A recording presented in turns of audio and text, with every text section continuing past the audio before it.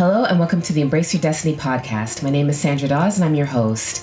And if you're new to the podcast, the Embrace Your Destiny podcast is all about sharing the journeys of women who have been through a challenging time in their life, and they share how they got through it, the lessons they've learned, and offer advice to anyone who may be going through something similar in their own life.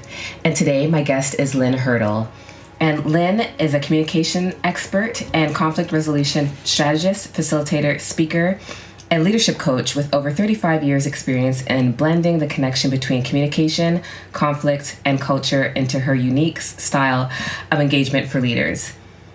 She is the author of the bestseller, Closing Conflict for Leaders, How to Be a Bold Leader and Develop a Kick-Ass, High-Functioning, Happy AF Team. Prevention, intervention, and transformational conflict resolution are all at the heart of her work. Lynne's expertise is in engaging her clients with creative processes designed to create dialogue and teach skills that can be used in the most difficult leadership situations. The belief that helping people transform their lives begins with transforming your own led to her well-received TEDxWomen talk entitled The Weight of Hate. Lynne created the Soul of Conflict Summit, a groundbreaking online forum designed to create a deep dialogue around conflict, old wounds, and healing. She passionately writes about breaking culture, conflict, and cultural breakthroughs for psychology today. And she has had the privilege to deliver her unique trainings, workshops, and deep coaching to leaders from Harlem to Hong Kong and from the South Bronx to South Africa. Lynne brings a wealth of knowledge, experience, and her special Lynnergy to every client. Lynne, thanks so much for being a guest today. Oh, thank you for doing this important podcast. Thank you so much for having me. So, Lynne, why don't we dive in and get started on sharing your journey? Okay, so I have a couple of moments of my journey, but my journey into conflict resolution work really started when I was 17. And up until, I guess, from 3 to 17, I knew my path, which was to be an actress and an entertainer, and in my eyes, absolutely a star. And everything I did, I did toward that point, including that at 17, I was a senior in High School of Music and Art, which is a performing arts high school in New York City. And so I was set. I was on my way to Syracuse University the following year to be a theater major. And so I'm on this bus, and I live in the Bronx at that time. I still actually live in the Bronx now. And at that time, on the bus is myself, another teenager, and the bus driver. We are the only African Americans on the bus. The bus is full and everyone else is white. And we stop at about a mile from my home, and the bus driver is not opening the door. So I look through the windows, and I see about 50 white males with red bandanas running toward the bus. And I'm noticing a lot of them have baseball bats.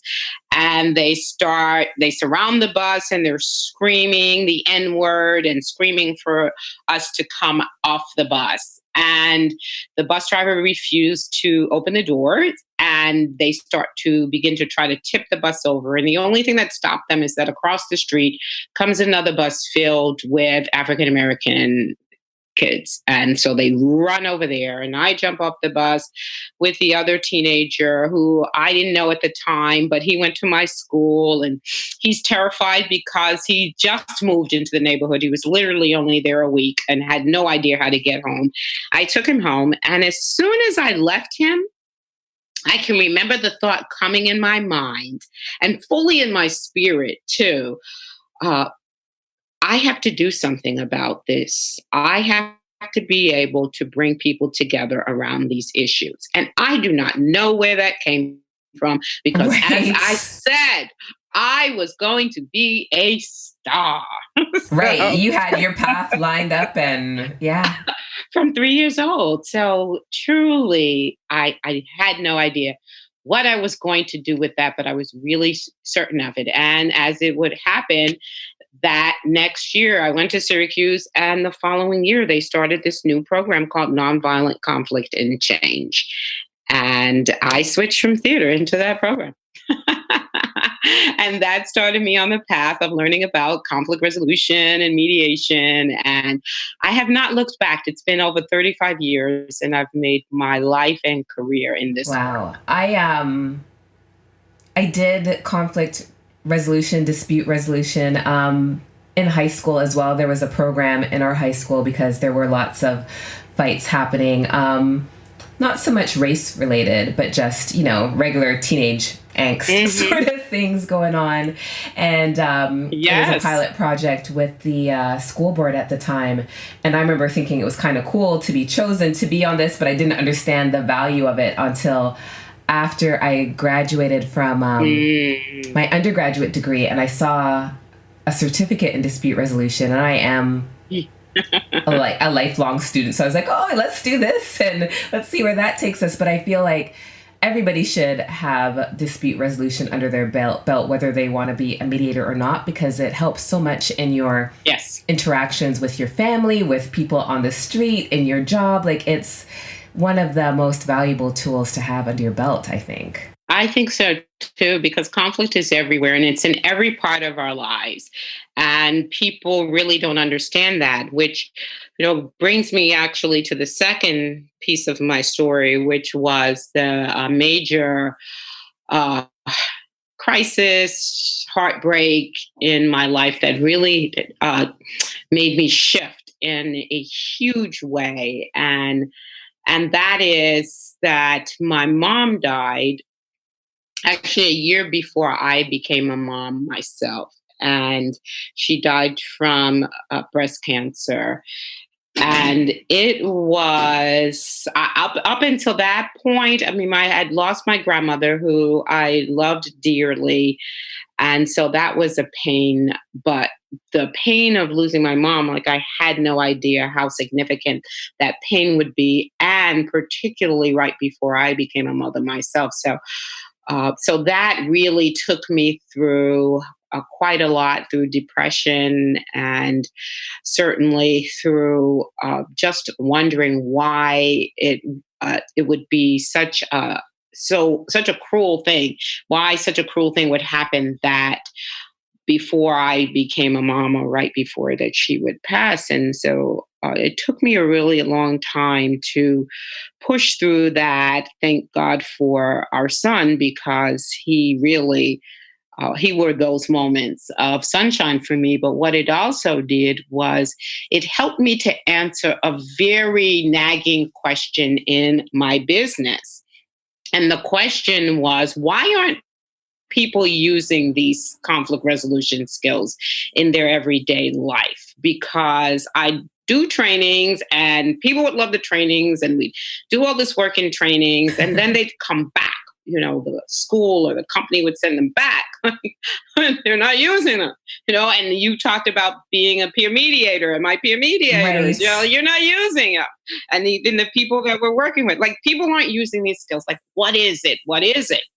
And so what I did was I looked at what was the downside of my mom dying, and then what, my goodness, could I possibly look at what might be the opportunity presented here, which I think really shocked a lot of people, because there could not be a good side, right? I mean, that would be against everything, against culture, against religion, everything. Like, there's a good side, and the good side and the opportunity was that I had the chance to find out how I wanted to mother, and to do it my way, without having to go by what she would have wanted me to do, or told me to do, or insisted that I do, or whatever that was going to be. And so as a result, I started to work on me and conflict and me, and how I looked at things like discipline and punishment, and even having conversation or culture. Or what does that mean? And it started to lead me to a place of looking at how we even begin to have conflict and how we begin to do conflict and what is it that leads us to even thinking the way we do about conflict. So that just completely transformed my life. And so then I started to transform my work. And that's when I was able to take people through the journey of conflict in their lives and how it's constructed for them at a very young age and what are your triggers and what is your mindset, then I'm able to get to the place where we can start to look at why we don't pull out the skills. What gets in the way of us pulling out the skills?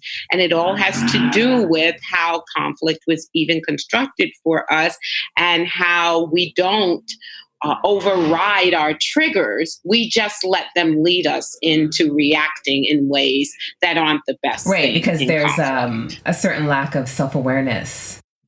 Right? There's a huge lack of self-awareness. It's all automatic pilot, right? Yeah, those knee-jerk reactions. Yes, yeah. And it's all, and the other side is, the rules. I was reading something today because I go by the handle of the conflict closer. And so a lot of people know me online and when something comes up, they'll go, Lynne, what's your thought on this? And someone tagged me today about a conflict where the sports announcer was saying that, hey, my grandfather told me somebody does this, you beat them down, and that's what you're supposed to do, and all these things. So the culture will also jump in there and say, well, if you're a true whatever, African American, a true man, a true whatever, right? Yeah. Then this is what you're supposed to do, right? And we never question that. We just, because we usually learn it as kids. They usually instill it in us young. And so we just go along and then we notice everybody else is doing the same thing too. So okay. So if somebody if somebody hits me, I have to hit them back. Not just hit them back. I have to knock them out so they don't get up again. I have, it reminds me of this funny story that I heard years ago. And it's an example that I use about perspective and tradition and cultures and this sort of thing. And it was the story about this woman who always, whenever she did a roast, would cut the ends off the roast before she put it in the pan. And so she saw her mother do it, so that's how she made her roast, but she never asked why her mother cut the two ends off. She just thought that's what you do. And so one day when she was preparing the roast, she did what she normally does and cut the two ends off, and somebody was in the kitchen with her and asked her why she did it. And she had no answer. She's like, I don't know. I saw my mom do it, so that's what I do. But I never asked my mom why. So this person asking her why triggered her to ask her mom why. And the answer was so simple. It was because that was the only way the roast was going to fit in the pan. But, you see somebody doing something for so long that you assume that there's some scientific or, there is method behind the madness. And sometimes it's just a really simple explanation. So there was, if it fit in the pan without you cutting the ends off, there was no need to cut the ends off. Right. That's right. Exactly. And there's so much of that, particularly I find in conflict. Everybody has their own little rules, but where did they get them from? And are they even authentic to you? Or are you just going along and think that it's okay? And of course, you're going to get cheered for it. That's right. That's what you do. Yeah. And what I'm asking people to do is to really to push back on that. I've coined the phrase breaking culture. For me, it's really about, it's not that you're giving up your culture or even speaking against it, but you are questioning why this way? Why? And how, does that fit for me? Because even the why, even after you explain it to me, is that authentic to me? Is that how I want to do things? Do I want to spank my kids? Do I believe that kids should be seen and not heard? Do I, all of these Yeah. things that come up that are really tied into culture that for me, I no longer had such a hard time with it, because don't get me wrong, there were certainly other people who did not understand or approve of the way my sons were raised, but Right. they weren't my mother. They may have been family, but they weren't my mother. So they didn't Right. carry as much weight. So, you know, so it was a little easier to push back against them, but it was still difficult. But that was why I had to know. Like, I had to know why this trigger doesn't work for me. I had to know why I no longer bought into that particular cultural norm. And that really is a journey. And it's the journey that I take my clients through so that they can look at it for themselves and decide what's going to work and what's not going to work, and what they like to replace and with some different skill sets. Right. Lynn, what would you say is the biggest lesson that you've learned in your journey so far?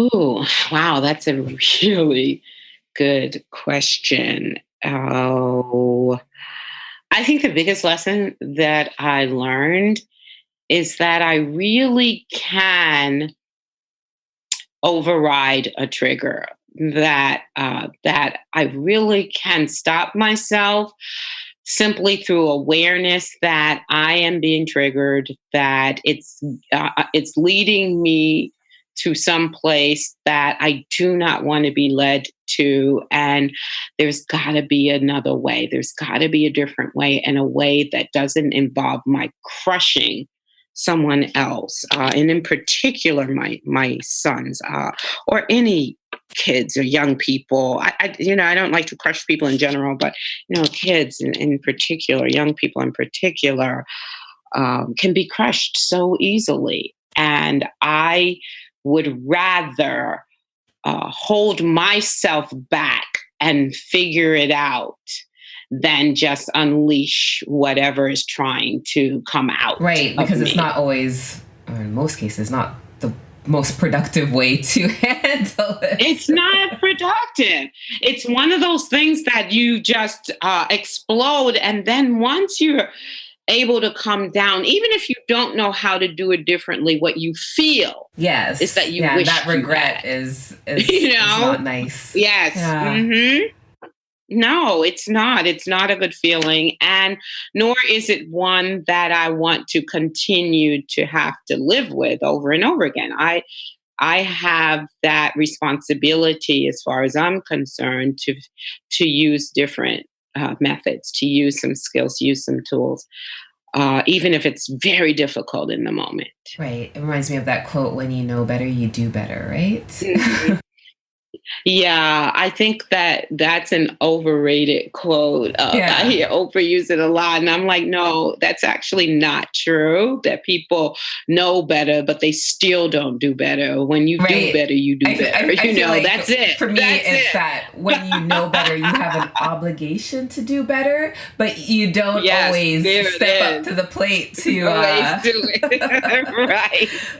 be your highest Yes, self or yes. whatever you want to call it. But yeah, that's Yeah. the challenge, right? Is that's when you know better, it just makes things a little bit more difficult, because now you're not reacting, Yeah. unconsciously. Now you know what you're doing, but sometimes it's like, Now you know what you're doing, and you're right, choosing to yeah, still do the other, because the other is yeah, much more easier, instinctual, and the yeah, other is emotion, is tied to emotions, and emotions take us on a yeah. ride, Because man. I mean, a lot of these things are habits, right? You don't even think about it anymore. You're just doing it. So you have Yes. to reprogram Hmm. yourself. And some of us don't have the Hmm.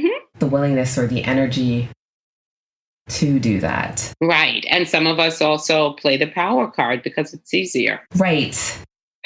Yeah. I see that in leaders. I see that in business all the time. It's much easier for me to just play the power card than to listen longer, and to try to understand what my coworker or my team is saying. to me. Just go do Right. it Don't because I question said me. so.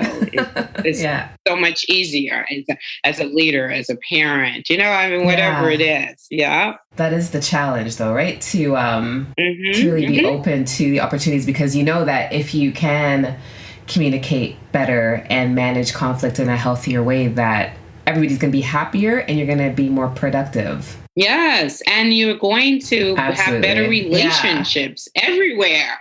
And, contrary to popular belief, relationships are everything as far as I'm concerned. They are everything, starting with the relationship you have with yourself. So when you say you're going to be happier, yeah, the relationship I have with myself is I like the way I handle conflict these days, right? So Right. starting right there, I'm happier.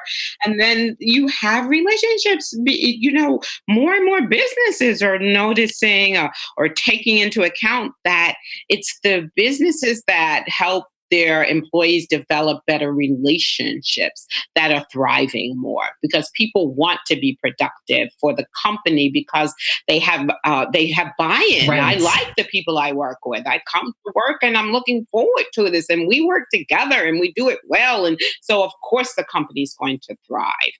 But if you hate the people you work with, if you really at odds with your family, so you don't enjoy anything. You don't enjoy the holidays Right. because it's family time. You don't enjoy work because you got to come in and see these people that you hate. You don't enjoy your neighbors. Yeah, and the commute's I probably mean, not it's going very well either. right, exactly. So yeah, I mean, you gotta. It's the thing that people run from, but it's honestly the one of the most important things that I think people have to do is we have to get better at conflict, and I'm determined to help people have a better relationship with Yeah, I think that's conflict. important because I know for me, when I started to do the work on dispute resolution, conflict management, it was understanding that conflict isn't a bad thing. Because I think that that was part of my, you know what I mean? Conflict is something that you avoid. You Yeah. don't dive into it. You don't, Oh my gosh. run Yeah. for the Right. hills. There's It's conflict bad. happening. So it's understanding that conflict Right. is, it's natural, that it's a part of life, and that Hmm. when you can deal Hmm. with it, that life will be so much better for it, right? Instead of pretending that it doesn't exist and, Yeah. having the same arguments over and over again, or those kinds of things, that you're actually dealing with it in a meaningful way, getting to the root cause of the conflict, and then figuring out a way to move forward in a way that works for everybody. Yeah, and it's and that knowing that and doing that right away makes a huge difference because people by avoiding have they make it build up and it gets to be something that it really doesn't need to be. A perfect example, this weekend I was with someone and I offer retainer services. So it's often by phone or text or whatever, but this time my client and I happened to be in the same place. And in person. And she presented me with a conflict that she was dealing with. And I said, oh my gosh, it was really a simple thing that had you addressed it right at the start, right? Someone was sitting where they weren't supposed to be sitting, and this was her space to be sitting in. And and she didn't say it. And so then it carried on to other people then Right. started sitting there. And then, it snowballed. And I said, but you have the skills to have stopped it right at the start. And that's a simple conversation. And because we are so conditioned to fear and avoid conflict, we don't have this simple conversation. And then it just builds, and I find that that's what really people hate the most Yes. is the buildup.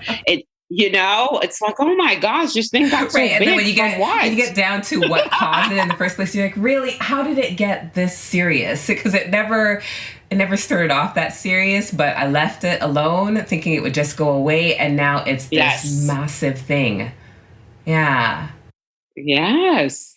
Yes. Whether it's young people, schools that would, oh, this person looked at me wrong and it escalated into this whole war. I mean, I've seen young people go to war literally with each other. And when you peel away the layers, you get them in mediation, you peel away the layers, started because someone looked at someone else the way they didn't like. I just had something happen this weekend, and it was funny because, well, not funny for everybody else involved, but just funny from an observation standpoint. I was at a store, and somebody was in the line, and they decided that they wanted to get out the line, and she said, "Excuse me." And the woman who she was saying "excuse me" to didn't hear her and replied with a "pardon me." And the person who said "excuse me" took it to mean that she was saying, implying that she could have said "excuse me" instead of pushing forward, which as the observer, I knew that that wasn't what happening. But this person who said "excuse me" just blew up. And to me, because I know better, right? I was just like, oh, she was having a bad day before this exchange happened. Do you know what I mean? And so she just flew off the handle and was ready to like fight this woman, not physically fight her, but was ready to like get into this heated conversation about the fact that she thought that this woman thought she had no manners. And it was just amazing to see how it all just... Like you saw the smoke starting to build up. It was like, oh, ladies, it's not, no. And, but yeah, it's just interesting to see how, you know, how you come into a situation can impact things in such a severe way and you're not even conscious of it. You know what I mean? I think that for me, there are times where I'm like, you know what, I need to stay home today because I don't want to deal with anybody. And I feel like that was what was going on with that woman, is that something happened that set her off that day.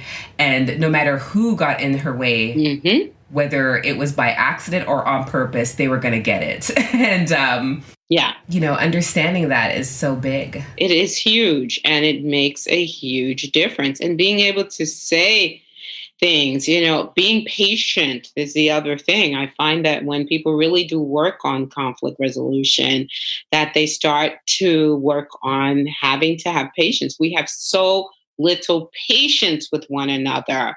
It's unbelievable to me how, as you said, it can go from 0 to 100 in a matter of seconds, rather than people having the patience to try to check in and see what's actually going on and try to understand one another. Yeah, I think patience is almost a lost art form these days. Yeah, I think people just really start to dig in on people, or they completely avoid and don't bother to check out what is happening.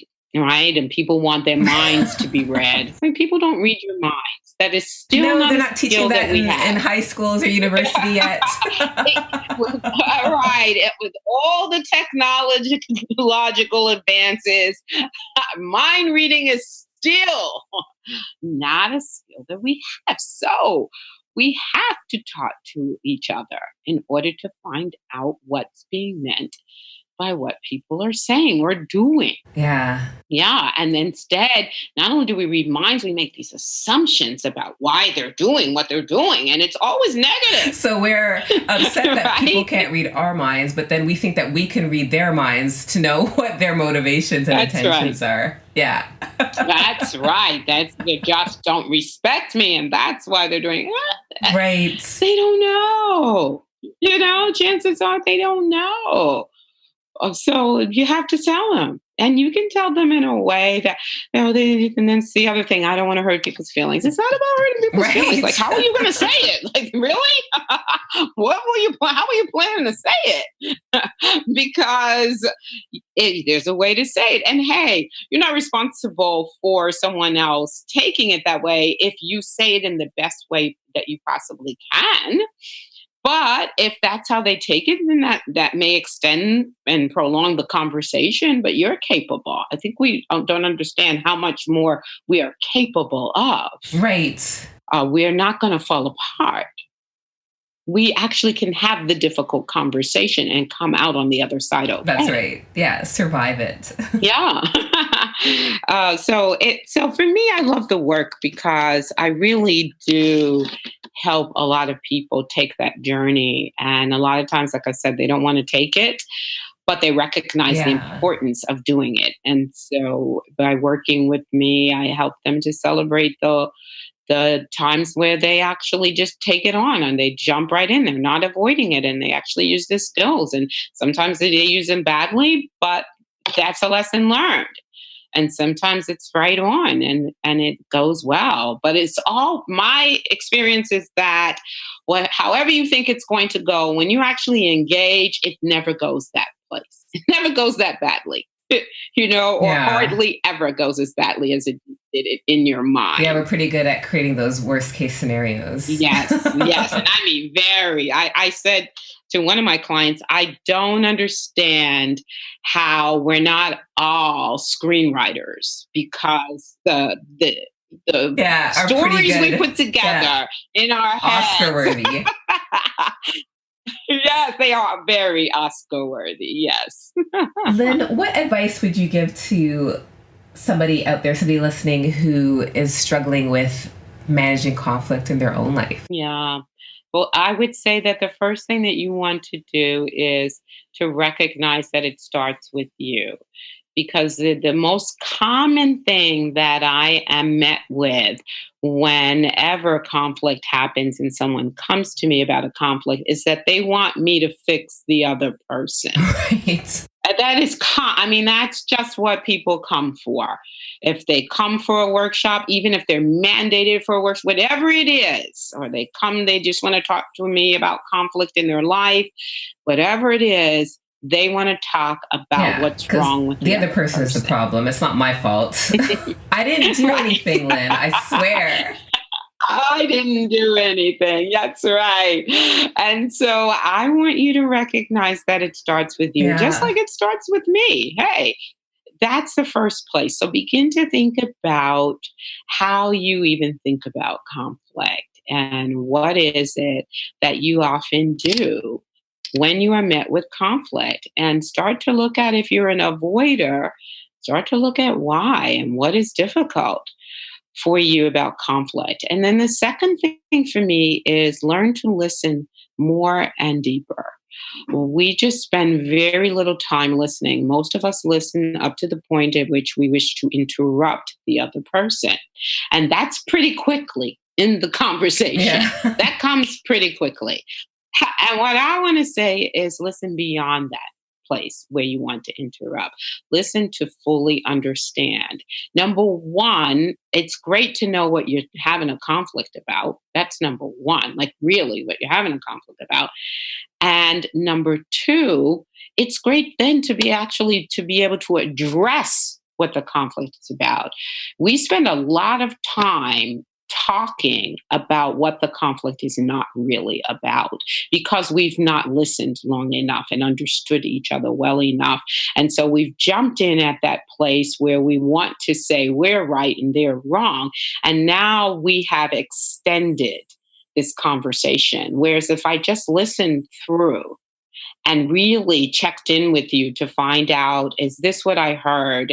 And is this what the conflict is about for you? Then at least when I start to talk, I can talk to the points that you're talking about.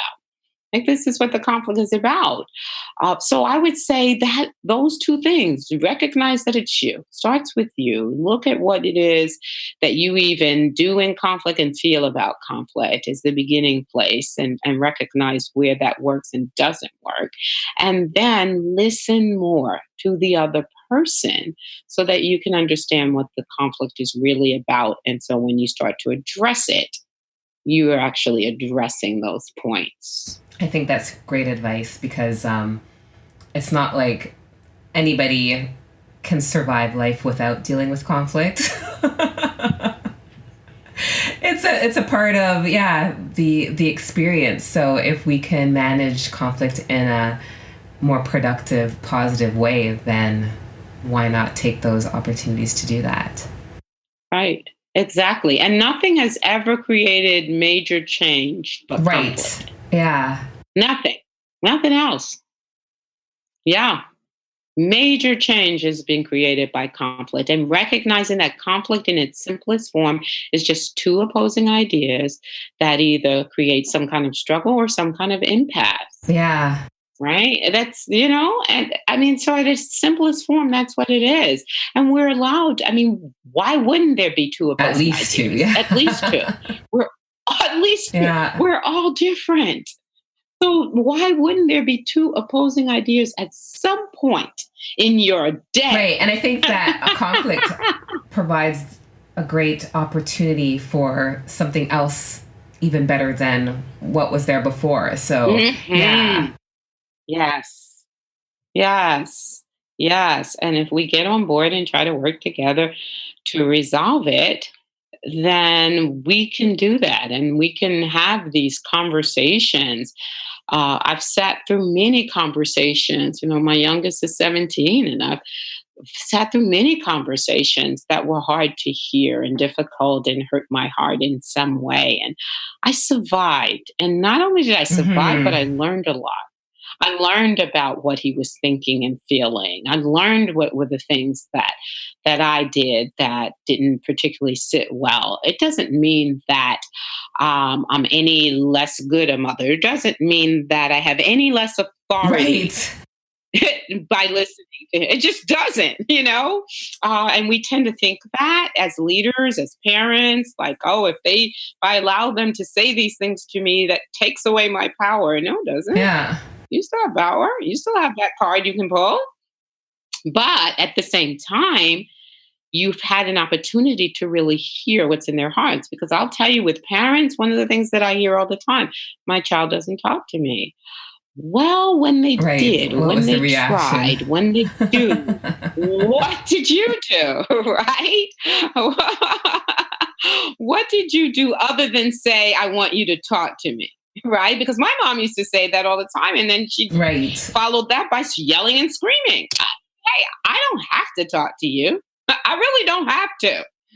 As much as you think I do because you're the parent, I don't have to. When anybody shares anything with me, I consider that a gift. Absolutely. Because we are not entitled to other people's thoughts. Lynne, thank you so much for your insights and wisdom today. I enjoyed our conversation. I'm sure the listeners will get a lot out of it and probably come back and listen to it again. And for those of you listening, you can check back in the show notes and find out more about Lynne, what she does, and where to find her on social media. And Lynne, again, thank you so much. And to the listeners, have an awesome day, and I'll see you next week.